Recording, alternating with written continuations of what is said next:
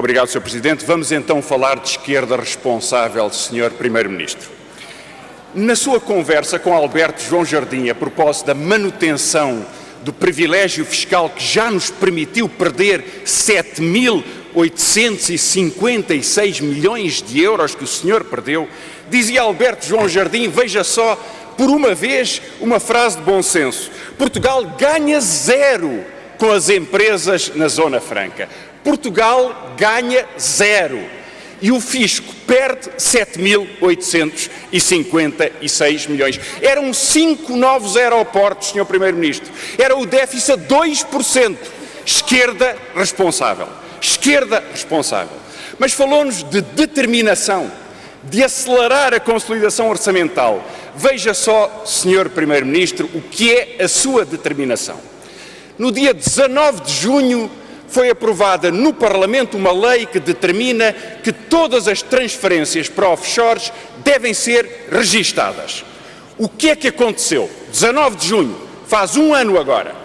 Aconteceu que foram precisos 3 insistências do Bloco de Esquerda para que o Estado português pagasse 100 euros de uma taxa à Comissão Nacional de Proteção de Dados para que fosse despachado este processo ao fim de um ano. 3 insistências. Nós respondemos à responsabilidade e percebemos que se o Governo não quer que os malandros de cartola paguem os impostos que devem, porque todos devem pagar os seus impostos, nós insistimos. E o Sr. Primeiro-Ministro fala-me agora da Europa. Que coisa curiosa, Sr. Primeiro-Ministro. Olha, eu dou-lhe um dado concreto. Há um mês atrás houve uma emissão de dívida pública portuguesa. 500 milhões de euros, 500 milhões, foram inteiramente subscritos por bancos portugueses a 4,5%. O seu esquema para a Europa é o Banco Central que pede 1% a bancos que vão depois pedir 4,5% aos Estados neste financiamento. Está a arruinar os contribuintes e é isso que é inaceitável. E por isso uma Europa responsável é uma Europa que põe regras. Ontem, aliás, Sr. Primeiro-Ministro, foram recusadas as propostas do Bloco de Esquerda para que a taxa do sistema financeiro fosse de 25%, nomeadamente pelo Governo e pelo PSD, naturalmente, e pelo CDS. Como se compreende, Sr. Primeiro-Ministro, hoje está a ser discutido na cimeira do FMI uma taxa especial sobre o sistema financeiro. Mas como eu sei que o Sr. Primeiro-Ministro não quer discutir esta forma de isenções fiscais generalizadas e sei que quer fugir a qualquer discussão concreta sobre o sistema financeiro, eu deixo-lhe uma pergunta para que não possa fugir a ela. O Sr. Primeiro-Ministro já leu, certamente pelos jornais, que há uma crise interna na PT e um conflito com a Telefónica.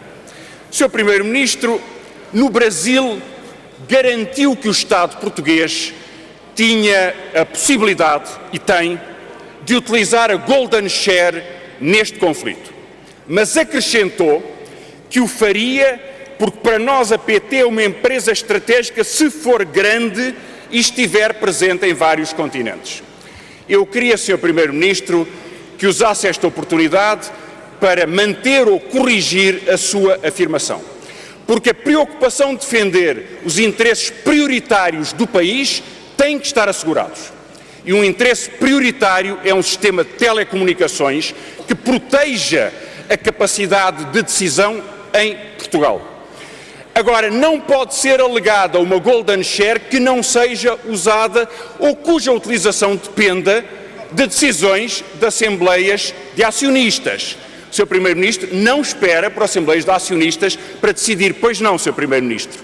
E há de me explicar então porque é que se o Governo admite utilizar a Golden Share e o anuncia, porque é que a Caixa Geral de Depósitos está agora vendedora da sua participação. E queria que deixasse claro, Sr. Primeiro-Ministro, porque nestas matérias é preciso uma resposta consistente sobre todas as decisões que afetam a vida dos portugueses. Sobre as opções essenciais que têm que ver com o salário, com o rendimento, com os impostos, com a clareza, com a consolidação orçamental, sim senhor. E, Sr. Primeiro-Ministro, queria por isso que me respondesse sobre por que razão é que neste contexto, abdicando de interesses estratégicos, abdicando da justiça fiscal, perdendo dinheiro em paraísos fiscais, como é que o Governo pode aceitar e pode impor um aumento de impostos, a começar por um aumento do IVA nas taxas que afetam os medicamentos e os bens de primeira necessidade, e sabe, Sr. Primeiro-Ministro, que terá certamente a oposição da esquerda responsável contra essa irresponsabilidade. A proposta de recomendação é do seu partido e diz assim: projeto de resolução recomenda ao Governo a rejeição do pacote de medidas para preservar a estabilidade financeira da Europa. Notável responsabilidade do Bloco de Esquerda.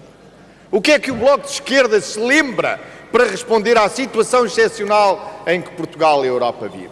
De propor ao Governo que rejeite o conjunto de medidas para preservar a estabilidade financeira da Europa. E dilo de forma absolutamente clara.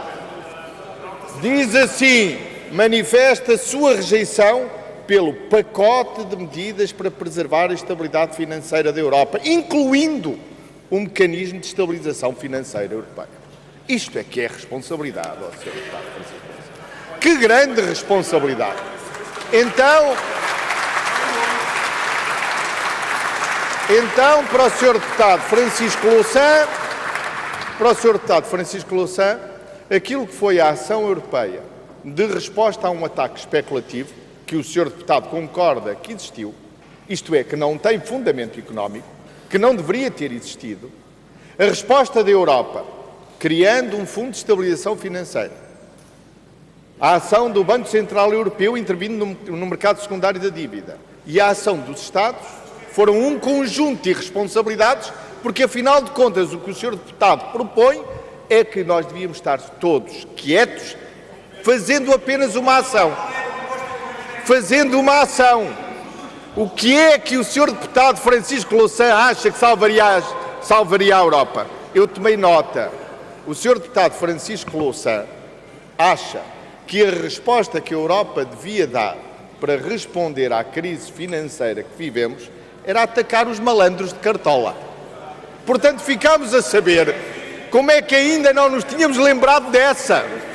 É que, afinal de contas, a esquerda responsável acha que a solução era muito mais fácil do que aquela que encontramos. Para que Fundo de Estabilização Financeira? Para que a Comissão incomodar-se? Para que o Banco Central Europeu pensar noutras medidas? Afinal de contas, se nos mobilizássemos contra os malandros de cartola, a coisa resolvia-se. Que grande responsabilidade! Pode concluir, Sr. Primeiro-Ministro.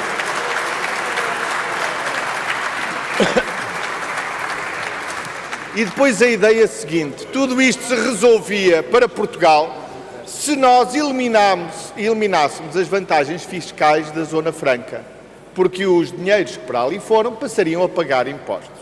Santa ingenuidade. Então esses capitais não iriam para outro offshore, não, viriam imediatamente pagar os seus impostos. Ó, Sr. Deputado, lamento muito, mas isso é uma visão ingênua que não tem correspondência com a realidade. Finalmente, Sr. Presidente, Sr. Deputado, o que eu disse no Brasil foi apenas o seguinte a propósito da PT, e vou repetir: há um interesse estratégico. Esse interesse estratégico para o nosso país é ter uma Portugal Telecom com dimensão e com escala. Porque a dimensão e a escala são fundamentais para a investigação e desenvolvimento, para a inovação e para o projeto industrial. É isso que interessa a Portugal. Pode concluir. E eu não disse que ia utilizar ou deixar de utilizar a Golden Share.